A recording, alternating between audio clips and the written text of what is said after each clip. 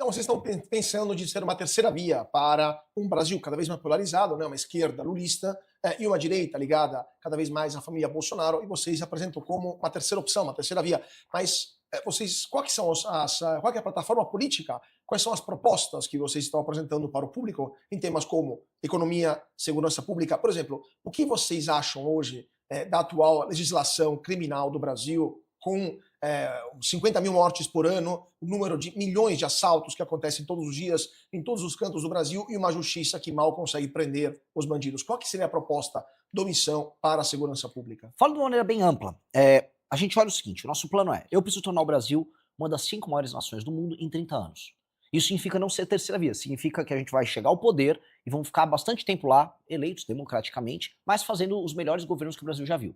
E o que nós precisamos fazer para, agora, para que daqui 30 anos o Brasil seja uma dessas 5 nações? Pois bem, nenhuma das 5 maiores nações do mundo permite que parte do seu território seja tomado pelo crime organizado. Nenhuma delas faz. A Índia não permite, os Estados Unidos não permite, a Rússia não permite e a China não permite. Vamos colocar aí essas como as 5 grandes nações que vão disputar poder. O Brasil permite. E nós temos que erradicar isso. Então, qual é a política que nós vamos adotar? Aumento das leis penais, a mudança profunda das leis de execução penal, que permitem famosas progressões e a saidinha. Paralelamente, a instituição do direito penal do inimigo no Brasil, ou seja, criar um regime especial penal para membros de facções que façam que a lei contra eles seja muito dura e muito rápida. Ou seja, que o Estado disponha de meios especiais de enfrentamento a eles. Então, um cara que é um membro de uma facção, ele não tem progressão de pena, ele não tem uma coisa que é muito importante, que é a presunção de inocência. Hoje, né, qualquer julgamento, ou mesmo uma abordagem policial, existe uma presunção de que a pessoa é inocente, certo? Se o cara é identificado, um sujeito, como membro de uma facção por parte do Estado, parte de uma investigação do Ministério Público, da polícia, um policial ao abordar ele está em presunção de crime. Ele está em permanente cometimento de crime. Logo, ele já vai preso na hora. Ele já é levado em cana. Não vai ter audiência de custódia, não tem juiz de garantia, não tem absolutamente nada. As penas para ele serão muito pesadas e, portanto, o enfrentamento ao crime organizado se torna facilitado. Só que mesmo com esses instrumentos, eu vou precisar fazer algo similar a uma guerra contra o crime. Por quê? Porque eles já se encastelaram em muitos nichos do território brasileiro, muitos nacos. Então, tem cidades inteiras no Ceará, como Santa Quitéria, que foram tomadas pelo crime organizado. Tem partes inteiras do Rio de Janeiro que foram tomadas pelo crime organizado. Para eu retomar, não será bonito. É uma guerra.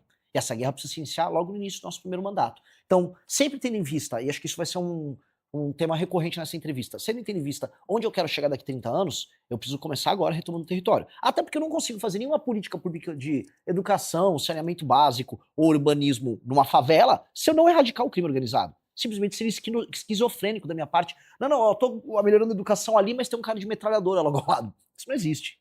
Não, claro, é claríssimo. Mas agora, vários pontos que você tratou, por exemplo, a primeira pergunta, isso já está sendo feito em alguns países aqui da América Latina. O El Salvador é um caso típico.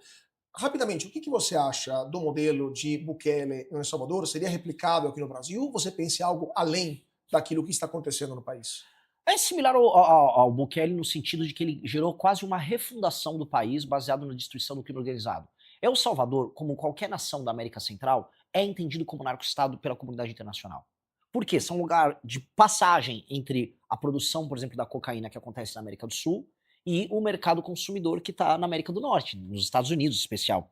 Então, não havia autoestima nenhuma da parte da nação salvadorenha. Quando o Bukele assume e quando ele impõe uma derrota humilhante ao crime organizado, e ele impõe políticas muito similares às que eu estou propondo, o que ele obteve foi o El Salvadorenho falando, nossa, eu pertenço a um país, meu país faz sentido. E aí ele conseguiu implementar outras políticas na área de saúde e de educação que são impecáveis. Eu tenho quase nada ruim a dizer sobre o trabalho dele. Então, obviamente que ele é uma inspiração. Há diferenças? Por exemplo, o Brasil é um país de dimensões continentais e você tem um modelo de polícia controlado pelos governos estaduais que, vamos dizer, impõe uma atuação política diferente por parte do presidente da República. Não acho que será, vamos dizer, deletério porque a gente pretende fazer, mas é diferente. Também tem a questão das favelas no Brasil. Diferente de outras nações, o Brasil cometeu o erro de achar que a favela faz parte da sua identidade.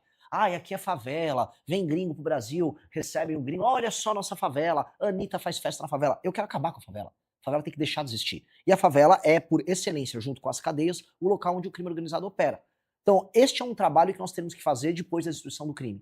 Não que não exista coisas similares à favela em El Salvador, mas aqui isso é bem mais grave. Pois é, mas existe também, além disso, uma questão cultural, porque além da parte física da favela, existe também uma produção cultural de música, de filmes, né, até de vídeos agora no YouTube que acabam exaltando a vida de bandidos mesmo, de traficantes. Né? O funk é um caso típico. Você proibiria o funk, por exemplo, como luta contra esse tipo de cultura que exalta criminais? Olha que libertador que eu vou falar agora. Sim.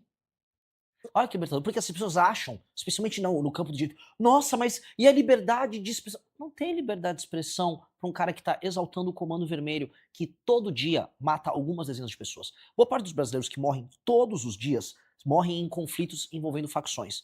E quase sempre você vai ter ou o PCC ou um afiliado do PCC, ou o Comando Vermelho ou um aliado do Comando Vermelho. Eles estão matando nesse instante que eu estou aparecendo na TV para as pessoas assistirem, tem alguém morrendo na mão deles. E a gente vai aceitar que existam músicas que teçam loas ou divulgam isso? Não. Na Dinamarca, tô falando de uma democracia escandinava, todo mundo gosta de falar, vai fazer divulgação de facção criminosa. Dá ruim pra você, vai dar ruim aqui também. Ah, mas e a liberdade do funkeiro, vamos dizer, cantar uma música pra sua facção? Não terá. Pronto. Mas isso também tem outra consequência, só para terminar o assunto segurança. Temos alguns riscos à liberdade civis, a questão da liberdade de expressão, por exemplo, é um ponto que você citou, mas, por exemplo, você está falando do uso da violência, da força para retomar território que hoje está nas mãos dos traficantes. Ou também da inversão do ônus da prova e do fim da presunção de inocência. Você não acha que isso pode acarretar uma série de riscos e de eventuais ameaças para as liberdades individuais e até conflitos com a Constituição vigente? Não, do ponto de vista não só constitucional, o Brasil já, vamos dizer, acolheu em outras legislações sobre combate ao crime elementos de direito penal do inimigo, elementos de exceção, e esse estatuto seria basicamente um elemento de exceção só para membros de facção. Tanto tem que ser uma legislação muito precisa, que enquadra exatamente o que é uma facção criminosa, e que permita que as forças de investigação do Estado brasileiro possam identificar, olha, esta pessoa é membro dessa facção. Com base nisso, o direito penal do inimigo é aplicado a ela. Uma pessoa comum, para dar um exemplo para quem está nos assistindo, uma pessoa comum que, sei lá, estava numa festa e deu uma, deu uma porrada na cara de um outro cara na festa.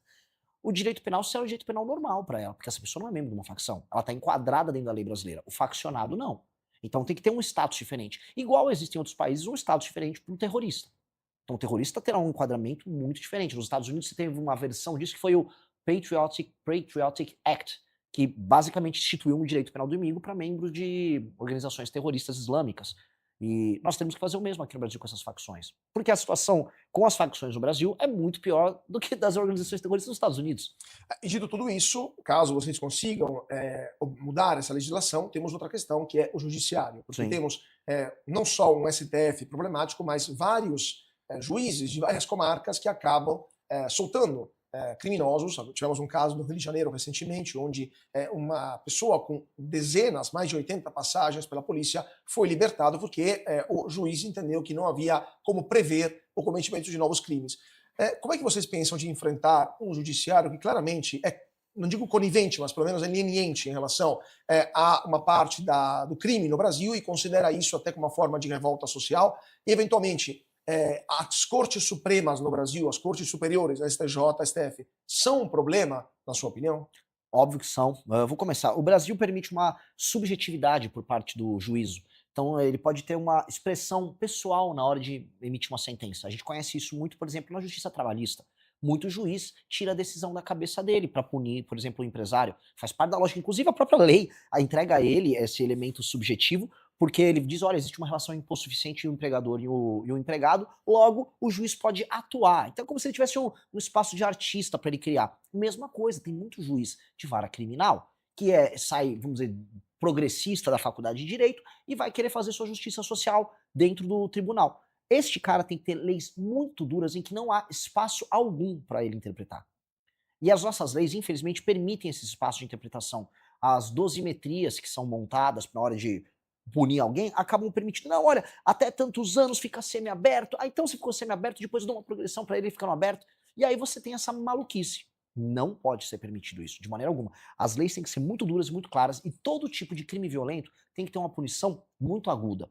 Se uma pessoa aponta uma arma para você no meio da rua, A lei brasileira não dá o valor devido a isso. A pessoa que apontou uma arma para você, ela está se colocando como juiz da sua vida. Ela escolhe naquele instante se você vive ou se você morre. Tudo para poder pegar um celular, ou uma motocicleta, ou um carro. O ato de apontar essa arma, portanto, é um ato violador de direitos fundamentais colossal. Portanto, uma pessoa que aponta a arma para outra no meio da rua, essa pessoa tem que ficar no mínimo 20 anos em cárcere, pronto, sem nenhuma progressão. A pessoa tem que entender que o roubo à mão armada tem um peso muito maior do que as pessoas imaginam. E aqui no Brasil, esses juízes soltam uma pessoa que efetua um assalto e fala: ah, não, mas ele não matou. E daí que não matou? Ele se colocou como um juiz da vida de outra pessoa. A pessoa que se colocou nessa posição, essa pessoa tem que ter uma punição colossal. Nos Estados Unidos essa punição é gigantesca. Na China essa punição é gigantesca. Se não me engano, dá até pena de morte na China. Aqui no Brasil tem que ser colossal também. Curtiu o vídeo? Então se inscreva no canal Derrete Cortes, deixa o like, comente aqui embaixo o que achou e compartilha esse vídeo com mais gente.